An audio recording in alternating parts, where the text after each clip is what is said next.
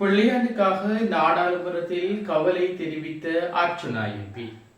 ஒயிட்டனாறு தாக்குதல் தொடர்பான பிரேரணையை முன்னாள் ராஜாங்க அமைச்சர் பிள்ளையானின் நண்பனாலேயே நாடாளுமன்றத்தில் கொண்டுவரப்பட்டது எனவும் அவரின் நிலையை எண்ணி கவலைப்படுவதாகவும் நாடாளுமன்ற உறுப்பினர் ராமநாதன் அர்ச்சுனா தெரிவித்துள்ளார். இதுபோலவே அரசியலும் சிக்கல்கள் உருவாகியுள்ளதுடன் அரசியல்வாதிகள் மக்கள் மையப்பட்ட குற்றச்சாட்டுகளையும் வெளிப்படையாக முன்வைப்பார்கள் என்றும் கூறியுள்ளார். மேலும் இது ஒரு அரசியல் நாடகம் என தெரிவித்த அவர் உயிர்த்த தாக்குதல் தொடர்பான ஒத்திவைப்பு பிரேரணையின் போதும் மேற்கண்ட கருத்துக்களையும் கூறியுள்ளார். அத்தோடு இலங்கை தமிழரசு கட்சியானது ஜேவிபி அரசாங்கத்துடன் ஒப்பந்த அரசியல் செய்வது கீழ்த்தனமான ஒன்று எனவும் அவர் சுட்டிக்காட்டியுள்ளார்.